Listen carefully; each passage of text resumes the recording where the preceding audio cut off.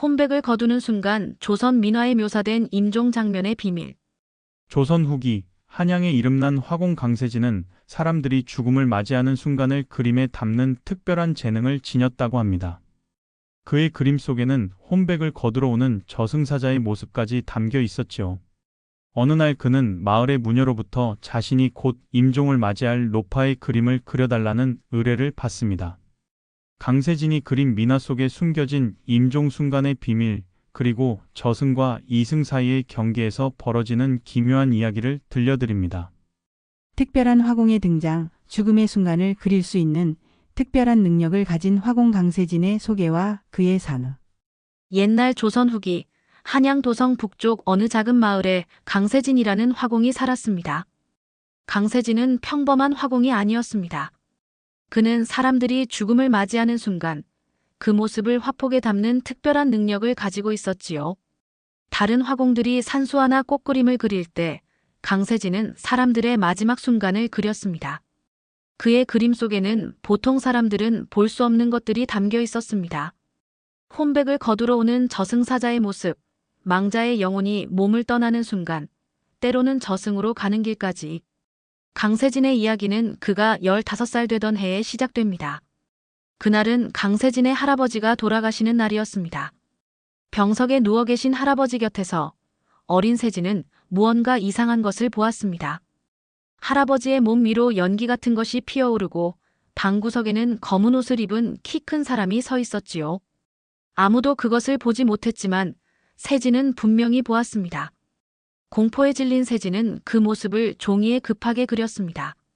그리고 할아버지가 마지막 숨을 내쉬는 순간 그 검은 형체가 할아버지의 혼백을 거두어 사라졌습니다. 할아버지의 혼백을 거두러 온 저승사자를 내가 보았구나. 집안의 노비가 세진의 그림을 보고 놀라며 말했습니다. 그날 이후 세진은 자신에게 특별한 능력이 있음을 알게 되었습니다. 그는 사람들이 죽음을 맞이하는 순간에 저승과 이승의 경계가 흐려지는 것을 볼 수 있었고 그것을 그림으로 표현할 수 있었습니다. 세월이 흘러 강세진은 28살의 청년이 되었습니다. 그는 이제 한양에서 꽤 이름을 알린 화공이 되었지만 여전히 가난했습니다. 그의 그림은 특별했기에 사람들은 두려워했고 쉽게 사가지 않았습니다. 대부분의 사람들은 죽음의 순간을 담은 그림을 집에 걸어두고 싶어 하지 않았으니까요. 하지만 간혹 죽은 이의 혼백이 잘 가기를 바라는 마음에서 또는 죽은 이의 모습을 기억하고 싶어 그의 그림을 찾는 이들이 있었습니다. 특히 무녀들과 승려들은 강세진의 능력을 높이 샀습니다. 그들은 강세진의 그림 속에서 저승과 이승의 비밀을 엿볼 수 있다고 믿었으니까요. 강화공, 당신의 그림은 단순한 그림이 아니오 저승길의 지도와도 같소. 당신이 그린 그림을 보며 많은 이들이 죽음을 두려워하지 않게 되었소. 어느 절의 노승이 그에게 말했습니다. 세진은 자신의 그림이 사람들에게 위안이 된다는 사실에 작은 보람을 느꼈습니다. 하지만 동시에 그는 자신의 능력이 때로는 무거운 짐처럼 느껴졌습니다. 죽음의 순간을 계속해서 보는 것은 결코 쉬운 일이 아니었으니까요. 춘 3월 꽃이 피기 시작하는 어느 날, 강세진은 자신의 작은 초가에서 먹을 갈고 있었습니다. 그의 집은 소박했지만 벽에는 그가 그린 여러 임종 장면의 그림들이 걸려 있었습니다. 그것들은 마치 이승과 저승을 잇는 창문 같았습니다. 그때 문 밖에서 누군가가 그를 찾는 소리가 들렸습니다. 강화공 계십니까? 급한 일로 찾아왔습니다. 세진이 문을 열자 그곳에는 마을에서 무녀로 알려진 백씨가 서 있었습니다. 그녀의 표정은 급박해 보였습니다. 백무녀, 무슨 일로 이렇게 급히 오셨소? 화공님, 제발 저와 함께 가주십시오. 마을 동쪽 언덕 위 초가에 사는 윤 할머니가 곧 돌아가실 것 같습니다. 그분의 임종 장면을 그려주셔야 합니다. 강세진은 잠시 망설였습니다. 그는 죽음의 순간을 그리는 것이 결코 가볍게 할 수 있는 일이 아님을 알고 있었습니다. 그것은 저승과 이승 사이의 신성한 순간을 화폭에 담는 것이었으니까요. 왜 하필 지금 그분의 임종 장면을 그려야 하는 거요? 백무녀는 목소리를 낮추어 말했습니다. 윤할머니의 임종에는 평범한 저승사자가 오지 않을 거라는 계시를 받았습니다. 아주 특별한 존재가 그분의 혼백을 거두러 올 것입니다. 이것은 반드시 기록되어야 합니다. 강세진은 깊은 생각에 잠겼습니다. 특별한 존재라. 그는 지금까지 많은 저승사자를 보아왔지만 모두 비슷한 모습이었습니다. 과연 어떤 존재가 이 노파의 혼백을 거두러 올 것인지 그의 호기심이 피어올랐습니다. 의문에 의뢰 마을 무녀가 찾아와 죽어가는 노파의 임종 장면을 그려달라고 부탁하는 장면. 특별한 존재라 하셨소? 어떤 의미인지 자세히 말씀해 주시오. 강세진이 물었습니다. 백무녀는 주변을 살피더니 목소리를 더 낮추었습니다. 윤할머니는 평범한 노파가 아닙니다. 그분은 젊은 시절 왕실의 비밀을 알고 있던 궁녀였습니다. 그리고 그 비밀 때문에 궁에서 쫓겨나 이곳에서 칩거하며 살아오셨지요. 제가 꿈에서 계시를 받기로 오늘 밤 그분의 혼백을 거두러 오는 이는 일반 저승사자가 아니라 염라대왕의 특사라고 합니다. 강세진은 놀랐습니다. 염라대왕의 특사라니. 그는 지금까지 여러 저승사자를 보았지만 염라대왕의 특사는 처음 듣는 이야기였습니다. 그래서 저는 화공님께서 그 순간을 그림으로 남겨주시길 부탁드리러 왔습니다. 이 그림은 호세의 중요한 기록이 될 것입니다. 강세진은 여전히 의구심이 있었습니다. 그는 자신의 능력으로 인해 종종 이상한 요청을 받곤 했습니다. 때로는 그것이 단순한 호기심이나 미신에서 비롯된 것일 때도 있었지요.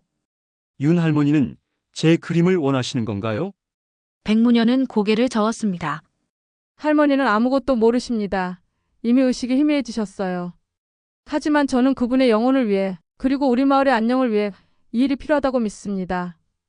강세진은 잠시 생각에 잠겼습니다. 그의 머릿속에는 여러 의문이 맴돌았습니다. 왜 하필 이 노파의 죽음이 특별한 것인지, 그리고 백무녀가 말하는 왕실의 비밀은 무엇인지. 결국 그는 화구를 챙기기 시작했습니다. 그의 도구는 단순했습니다. 먹, 종이, 그리고 몇 개의 붓. 하지만 그것으로 그는 이승과 저승의 경계를 화폭에 담을 수 있었습니다. 가시죠. 백무녀 하지만 한 가지 약속하셔야 합니다. 제가 그리는 동안 어떤 방해도 하지 마십시오. 저승사자가 오는 순간은 매우 짧고 예민한 시간입니다. 제가 그 순간을 놓치면 다시는 기회가 없을 것입니다. 백무녀는 고개를 끄덕였습니다. 두 사람은 서둘러 마을 동쪽 언덕을 향해 걸었습니다. 길을 가는 동안 강세진은 백무녀에게 윤할머니에 대해 더 물었습니다. 윤 할머니가 알고 있다는 왕실의 비밀은 무엇인가요? 백무녀는 잠시 망설이다 대답했습니다. 정확히는 저도 모릅니다. 하지만 그것은 조선의 왕통에 관한 것이라고 합니다. 윤 할머니는 젊은 시절 궁에서 일하며 어떤 중요한 사건을 목격했다고 해요. 그리고 그 일 때문에 궁에서 쫓겨났다고 합니다. 강세진은 더욱 호기심이 생겼습니다. 왕통에 관한 비밀이라. 그것은 분명 단순한 소문 이상의 것이었습니다. 아마도 그래서 염라대왕의 특사가 직접 온다는 것인지도 모릅니다. 그들이 윤할머니의 초가에 도착했을 때 해는 이미 서산에 걸려 있었습니다. 작은 초가는 마을에서 떨어진 언덕 위에 외롭게 서 있었습니다. 문 앞에는 이미 마을의 몇몇 노인들이 모여 있었고 그들은 윤할머니의 마지막을 지키기 위해 온 것 같았습니다. 강화공이 오셨습니다. 백무녀가 말하자 노인들은 공손히 인사했습니다. 그들의 눈에는 경외감과 두려움이 섞여 있었습니다. 강세진은 그런 시선에 이미 익숙해져 있었습니다. 사람들은 그가 죽음을 볼 수 있다는 사실에 두려워하면서도 존경했으니까요. 윤 할머니는 안에 계십니다. 이미 의식이 거의 없으시지만 숨은 붙어 계십니다. 한 노인이 말했습니다. 강세진은 조용히 고개를 끄덕이고 초가 안으로 들어갔습니다. 안에는 어둠이 가득했고 희미한 등불 하나가 방 한 구석을 비추고 있었습니다. 그 불빛 아래 윤할머니가 누워 있었습니다. 노파의 얼굴은 이미 창백했고 숨소리는 희미했습니다. 강세진은 그녀의 얼굴을 자세히 살폈습니다. 주름진 얼굴 속에서도 한때 아름다웠을 젊은 시절의 흔적이 보였습니다. 그녀는 과연 어떤 비밀을 간직한 채 평생을 살아온 것일까요? 강세진은 조용히 방 한 구석에 자리를 잡고 화구를 펼쳤습니다. 그는 먹을 갈고 붓을 준비했습니다. 그리고 기다렸습니다. 저승사자는 언제 올지 알 수 없었지만 그것이 올 때 그는 반드시 알아차릴 수 있었습니다. 그의 눈에만 보이는 특별한 기운이 나타날 테니까요. 밤이 깊어갔습니다. 방 안은 점점 더 고요해졌고 노파의 숨소리는 더욱 희미해졌습니다. 강세진은 집중하며 기다렸습니다. 그리고 마침내 그 순간이 찾아왔습니다. 방 안의 공기가 미묘하게 변하기 시작했습니다. 마치 누군가가 문을 열어 찬 바람이 들어온 것처럼, 하지만 실제로는 문은 닫혀 있었습니다. 강세진은 즉시 붓을 들었습니다. 그의 손이 종이 위에서 춤을 추듯 움직이기 시작했습니다. 그때 방 한구석에 어둠이 짙어지더니 그곳에서 한 형체가 나타나기 시작했습니다. 노파의 집. 강세진이 노파의 집을 방문해 임종을 지키며 그림을 그리기 시작하는 장면. 방 한구석에서 형체가 나타나기 시작했습니다. 일반적인 저승사자와는 달랐습니다. 보통의 저승사자는 검은 옷을 입고 키가 크며 얼굴은 잘 보이지 않는 법인데, 이번에 나타난 존재는 화려한 관복을 입은 관리의 모습이었습니다. 그의 손에는 붉은 끈과 황금 서책이 들려 있었습니다. 강세진은 숨을 멈추고 그 모습을 자세히 관찰했습니다. 그의 손은 마치 자신의 의지와는 상관없이 움직이는 것처럼 붓을 놀렸습니다. 종이 위에는 노파의 모습과 함께 그 특별한 존재의 형상이 서서히 그려지기 시작했습니다. 특사는 노파에게 다가가 그녀의 얼굴을 내려다보았습니다. 그리고는 붉은 끈을 들어 올렸습니다. 그 순간 노파의 입에서 가느다란 실안개 같은 것이 피어올랐습니다. 강세진은 그것이 노파의 혼백임을 알았습니다. 그것은 마치 하얀 버드나무 가지처럼 휘날리며 특사의 붉은 끈으로 이끌렸습니다. 윤상궁, 염라대왕께서 기다리고 계시오. 특사의 목소리는 낮고 단호했습니다. 강세진은 그 목소리를 들을 수 있었지만 방 안의 다른 사람들은 들을 수 없었을 것입니다. 그것은 오직 죽음의 순간에만 들리는 소리였으니까요. 노파의 혼백이 완전히 몸에서 빠져나오자 그것은 점점 형태를 갖추었습니다. 이제 그것은 노파가 아니라 젊은 여인의 모습이었습니다. 아마도 그녀가 젊었을 때의 모습일 것입니다. 그녀는 궁중 의복을 입고 있었고 얼굴에는 두려움과 체념이 섞인 표정이 있었습니다. 저는 이제 심판을 받게 되는 것입니까? 윤상궁의 혼백이 물었습니다. 특사는 고개를 끄덕였습니다. 염라대왕께서 직접 당신의 심판을 주관하실 것이오. 당신이 알고 있는 비밀, 그리고 당신이 평생 간직해온 그 물건 때문이오. 윤상궁의 혼백은 슬프게 고개를 숙였습니다. 알고 있습니다. 그 일로 인해 제가 평생 고통받았다는 것을 염라대왕께서도 아실 것입니다. 강세진은 그들의 대화를 들으며 더욱 호기심이 생겼습니다.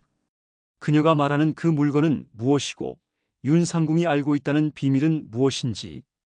그의 붓은 계속해서 종이 위를 움직였습니다. 그림 속에는 노파의 시신, 젊은 모습으로 변한 그녀의 혼백, 그리고 화려한 관복을 입은 특사가 담겼습니다. 특사는 황금 서책을 펼쳤습니다. 그것은 아마도 윤상궁의 생애가 기록된 책일 것입니다. 그는 책을 읽으며 말했습니다. 윤상궁, 당신은 평생 선한 삶을 살았소. 궁에서 쫓겨난 후에도 마을 사람들을 도왔고 특히 가난한 아이들에게 글을 가르쳤소. 하지만 당신이 간직한 비밀과 그 물건은 반드시 저승으로 가져가야 할 것이오. 윤상궁의 혼백은 방 한 구석을 가리켰습니다. 그곳에는 작은 나무 상자가 놓여 있었습니다. 그 상자 속에 있습니다. 제가 평생 지켜온 것입니다. 특사는 상자를 향해 손을 뻗었지만 물리적인 세계의 물건을 만질 수는 없었습니다. 대신 그는 강세진을 바라보았습니다. 그제야 그는 방 구석에서 그림을 그리고 있는 화공을 알아차린 것 같았습니다. 당신 우리를 볼 수 있군요. 강세진은 놀랐지만 담담하게 대답했습니다. 네, 저는 죽음의 순간을 볼 수 있습니다. 그리고 그것을 그림으로 남깁니다. 특사는 잠시 생각하더니 말했습니다. 그렇다면 저승과 이승을 잇는 중요한 역할을 하고 계시는군요. 화공님 부탁이 있습니다. 저 상자를 열어보십시오. 그리고 그 안에 물건을 그림에 담아주십시오. 그래야 윤상궁의 혼백이 평안히 저승으로 갈 수 있을 것입니다. 강세진은 잠시 망설였습니다. 그는 저승의 일에 간섭하는 것이 위험하다는 것을 알고 있었습니다. 하지만 이미 그는 특사와 대화를 나누고 있었고 이것은 그의 운명이라는 생각이 들었습니다. 혼백을 거두는 순간 노파의 혼백을 거두러 온 저승사자를 목격하고 이를 그림에 담는 강세진. 강세진은 조심스럽게 붓을 내려놓고 일어서서 방구석에 있는 나무 상자로 다가갔습니다. 그 상자는 오래되어 보였지만 정교하게 만들어진 것이었습니다. 강세진이 상자 앞에 무릎을 꿇고 앉자 윤상궁의 혼백이 그에게 말했습니다. 상자를 열려면 반드시 비밀 장치를 풀어야 합니다. 상자 밑면에 있는 작은 홈을 누르면서 앞면을 당기십시오. 강세진은 지시대로 했고 상자는 소리 없이 열렸습니다. 안에는 작은 비단 보자기에 쌓인 무언가가 들어 있었습니다. 그가 조심스럽게 보자기를 펼치자 그 안에는 황금 도장과 오래된 편지 한 장이 있었습니다. 이것이 왕실의 도장입니까? 강세진이 놀라서 물었습니다. 윤상궁의 혼백은 슬픈 표정으로 고개를 끄덕였습니다.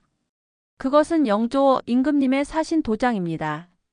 임금님께서 세자에게 내리신 밀명에 찍으시던 것이지요. 하지만 그 밀명이 무엇인지는 저도 끝내 알지 못했습니다.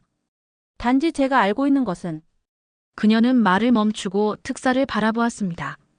특사는 엄숙하게 고개를 끄덕였습니다. 말해보시오. 이제 모든 비밀은 밝혀져야 할 때가 왔소. 윤상궁의 혼백은 깊은 한숨을 내쉬었습니다. 영조 임금님께서 사도 세자를 뒤주에 가두어 죽게 한 이유는 세상에 알려진 것과 다릅니다. 세자는 반역을 꾀한 것이 아니라 오히려 나라를 위험에 빠뜨릴 수 있는 비밀을 알게 된 것이 화근이었습니다. 그 비밀이란 그때 갑자기 방 안의 공기가 더욱 차가워졌습니다. 창밖에서는 바람 소리가 거세게 들려왔고 등잔불이 흔들렸습니다. 특사의 얼굴에 긴장이 스쳤습니다. 누군가가 오고 있습니다. 우리는 서둘러야 합니다. 강세진은 급히 상자 속의 도장과 편지를 자세히 살폈습니다. 편지에는 한문으로 뭔가가 빽빽하게 쓰여 있었지만 그가 모두 읽기에는 시간이 부족했습니다. 대신 그는 도장과 편지의 모습을 빠르게 머릿속에 새겼습니다. 화공님, 이제 그림으로 담아주십시오. 빨리요. 특사가 재촉했습니다. 강세진은 서둘러 자리로 돌아와 붓을 들었습니다. 그의 손이 종이 위에서 춤을 추기 시작했습니다. 그는 노파의 시신, 젊은 모습의 윤상궁 혼백, 특사, 그리고 이제 상자와 그 안의 도장과 편지까지 그림에 담았습니다. 그림이 완성되어 가는 순간 창밖에서 기이한 소리가 들려왔습니다. 그것은 마치 수백 개의 종이가 바람에 날리는 소리 같았습니다. 윤상궁의 혼백이 공포에 질려 말했습니다. 그들이 왔습니다. 저승의 문서 관리인들이에요. 그들은 비밀이 이승에 남는 것을 허락하지 않습니다. 특사는 황급히 윤상궁의 혼백을 붉은 끈으로 묶었습니다. 이제 가야 합니다. 화공님, 그림을 완성하셨습니까? 강세진은 마지막 붓질을 마쳤습니다. 그의 그림에는 이제 모든 것이 담겨 있었습니다. 노파의 임종 순간, 젊은 시절의 모습으로 변한 그녀의 혼백, 염라대왕의 특사, 그리고 영조 임금의 도장과 비밀 편지까지 완성했습니다. 특사는 고개를 끄덕였습니다. 화공님, 당신의 그림은 이제 이승과 저승 모두에 기록될 것입니다. 하지만 조심하십시오. 저승의 문서 관리인들은 이 비밀이 드러나는 것을 원치 않습니다. 그들이 오기 전에 이곳을 떠나십시오. 강세진은 급히 그림을 말아 품에 넣었습니다. 그때 방문이 갑자기 열렸고 백무녀가 놀란 얼굴로 들어왔습니다. 화공님, 마을 주변에 이상한 기운이 감돌고 있습니다. 하늘에 종이처럼 생긴 것들이 날아다니고 있어요. 강세진은 급히 자리에서 일어났습니다. 그가 마지막으로 뒤돌아보았을 때 특사와 윤상궁의 혼백은 이미 사라지고 있었습니다. 붉은 끈으로 연결된 채 그들은 마치 안개처럼 공기 속으로 녹아들고 있었습니다. 서둘러 이곳을 떠나야 합니다. 강세진이 말했습니다. 그와 백무녀는 급히 노파의 집을 빠져나왔습니다. 밖은 이미 새벽이 가까워지고 있었지만 하늘은 이상하게 어두웠습니다. 그리고 그 어둠 속에서 무수한 종이들이 바람에 휘날리며 그들을 향해 다가오고 있었습니다. 그림 속 비밀, 완성된 그림 속에 담긴 놀라운 비밀과 노파의 전생에 대한 이야기. 강세진과 백무녀는 허겁지겁 마을을 향해 달렸습니다. 하늘에는 여전히 기이한 종이들이 바람을 타고 날아다녔습니다. 그것들은 마치 살아있는 것처럼 그들을 쫓아오는 듯 했습니다. 저것들이 무엇입니까? 강세진이 숨을 헐떡이며 물었습니다. 저승의 문서 관리인들이에요. 그들은 살아있는 사람들이 저승의 비밀을 알게 되는 것을 막는 존재들입니다. 특히 왕실의 비밀이라면 더욱 그렇지요. 두 사람은 마을 외곽에 있는 작은 사당으로 몸을 피했습니다. 그곳은 마을의 수호신을 모시는 곳이었습니다. 문을 닫자마자 밖에서 종이가 바람에 부딪히는 소리가 들렸습니다. 하지만 이상하게도 그 소리는 점점 멀어졌습니다. 이곳은 저승의 존재들이 함부로 들어올 수 없는 신성한 공간입니다. 백무녀가 설명했습니다. 강세진은 품속에서 그림을 꺼내 펼쳤습니다. 어둠 속에서도 그림은 이상하게 빛을 발하고 있었습니다. 그림 속에는 노파의 시신, 젊은 모습의 윤상궁, 특사, 그리고 도장과 편지가 생생하게 담겨 있었습니다. 이 도장과 편지 정말 영조 임금의 것일까요? 강세진이 물었습니다. 백무녀는 그림을 자세히 살펴보았습니다. 틀림없습니다. 저것은 임금만이 사용할 수 있는 사신 도장입니다. 그리고 편지에 쓰인 내용. 백무녀는 그림 속의 편지에 적힌 글자를 읽기 시작했습니다. 그녀의 눈이 점점 커졌습니다. 이건 충격적인 내용입니다. 영조 임금께서 사도 세자를 뒤주에 가두신 것은 세자가 왕위를 노린 것이 아니라 세자가 영조의 혈통에 관한 비밀을 알게 되었기 때문이라고 합니다. 혈통의 비밀이라니요? 강세진이 놀라서 물었습니다. 편지에 따르면 영조는 자신이 진짜 왕족의 혈통이 아닐지도 모른다는 의심을 품고 있었답니다. 그래서 그 사실을 알게 된 세자를 제거한 것이지요.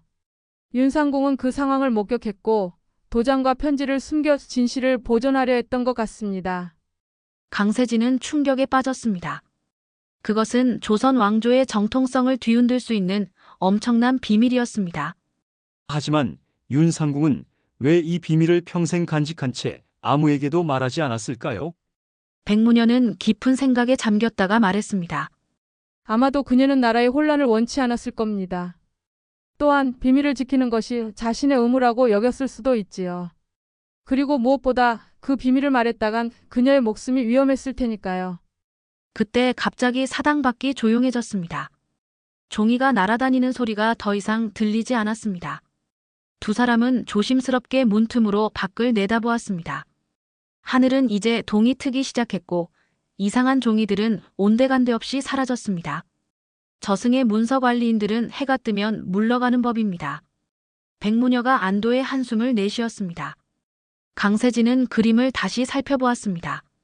그런데 이상하게도 그림 속의 윤상궁과 특사의 모습이 점점 흐려지고 있었습니다.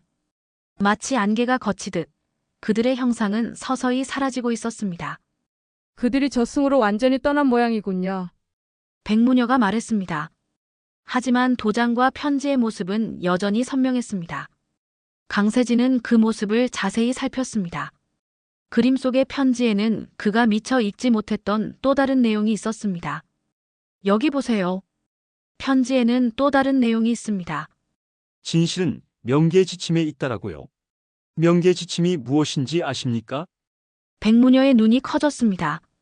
명계지침 그것은 저승에 관한 비밀스러운 안내서입니다. 저승의 구조와 법칙, 그리고 저승과 이승을 오가는 방법 등이 담겨 있다고 전해지는 책이지요. 하지만 그것은 실제로 존재하는지 알 수 없는 전설 속의 책입니다. 화공의 선택, 저승사자로부터 제안을 받는 강세진과 그의 최종 결정 해가 완전히 떠오르자 강세진과 백무녀는 사당을 나와 마을로 돌아갔습니다.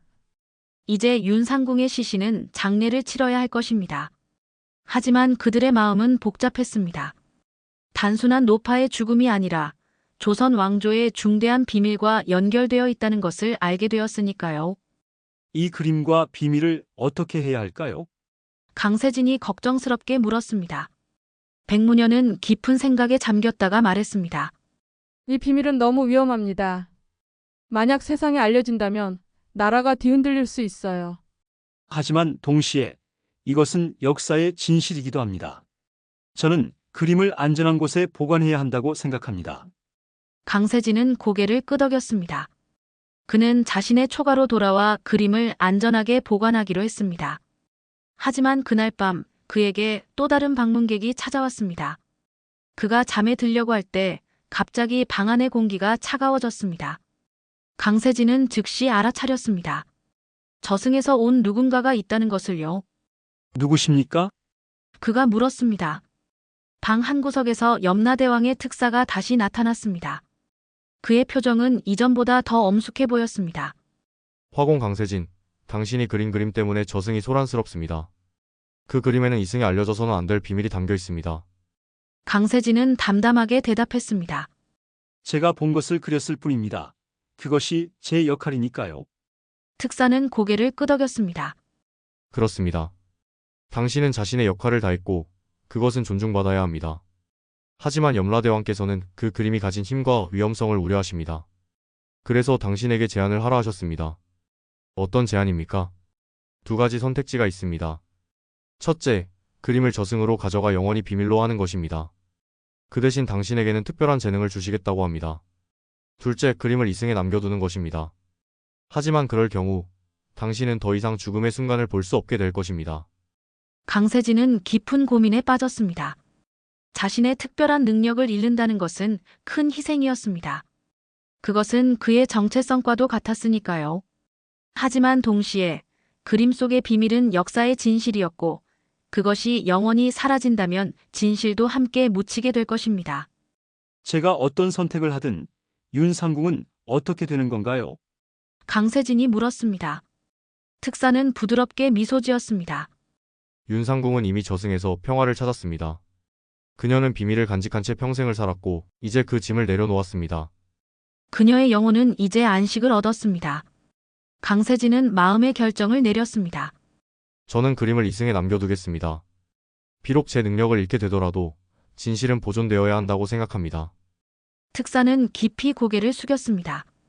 존경스러운 선택입니다. 하지만 알아두십시오. 그림은 이승에 남지만 그 비밀이 밝혀질 때는 아직 오지 않았습니다. 언젠가 올바른 시기가 오면 그 그림은 진정한 의미를 드러낼 것입니다. 특사의 손이 강세진의 이마에 닿았고 순간 강세진은 깊은 어둠에 빠져들었습니다. 그가 다시 눈을 떴을 때 방 안은 평화로웠고 특사는 사라진 후였습니다. 다음 날부터 강세진은 더 이상 죽음의 순간을 볼 수 없게 되었습니다. 그는 평범한 화공으로 돌아가 산수화와 꽃그림을 그리며 살아갔습니다. 하지만 그가 그린 윤상궁의 임종 장면은 그의 가장 귀중한 작품으로 남아 비밀스럽게 보관되었습니다. 세월이 흘러 강세진이 노년에 이르렀을 때 그는 젊은 학자 한 명을 만났습니다. 그 학자는 조선의 역사와 민간 신앙을 연구하는 사람이었습니다. 선생님, 저는 명계지침이라는 책에 대해 연구하고 있습니다. 혹시 들어보신 적이 있으신지요? 강세진은 미소 지었습니다. 그리고 오래전부터 기다려왔다는 듯이 그는 숨겨두었던 그림을 꺼내 보여주었습니다. 젊은이, 이 그림 속에 당신이 찾는 것에 실마리가 있을지도 모르겠구려. 여러분, 오늘 들려드린 혼백을 거두는 순간은 어떠셨나요? 조선시대 사람들이 죽음과 영혼을 어떻게 바라보았는지, 그리고 그것이 민화 속에 어떻게 표현되었는지 엿볼 수 있는 시간이었습니다. 우리 선조들에게 죽음은 끝이 아니라 또 다른 세계로의 여행이었습니다. 혼백이 몸을 떠나 저승으로 가는 과정, 저승사자가 영혼을 인도하는 방식, 그리고 이승과 저승 사이의 미묘한 경계. 이 모든 것들은 우리의 민간 신앙과 예술 속에 생생하게 담겨 있지요. 강세진처럼 특별한 능력을 가진 화공은 실제로 존재하지 않았을지 모르지만 조선시대 민화 속에는 종종 죽음의 순간과 저승세계를 표현한 작품들이 있습니다. 그들은 보이지 않는 세계를 그림으로 담아내며 죽음 너머의 세계에 대한 인간의 궁금증과 두려움, 그리고 희망을 표현했습니다. 다음 이야기에서는 조선의 저승 안내서 명계지침에 대해 알아보겠습니다. 저승의 구조와 법칙, 저승에서 심판받는 방식, 그리고 이승과 저승을 오가는 비밀에 대한 놀라운 이야기를 만나보세요. 실제로 이런 안내서가 존재했다면 그것은 어떤 내용을 담고 있었을까요? 그리고 그것은 우리의 죽음관과 내세관에 어떤 영향을 미쳤을까요? 구독과 좋아요, 그리고 여러분의 생각을 댓글로 남겨주세요. 다음 이야기에서 다시 만나요.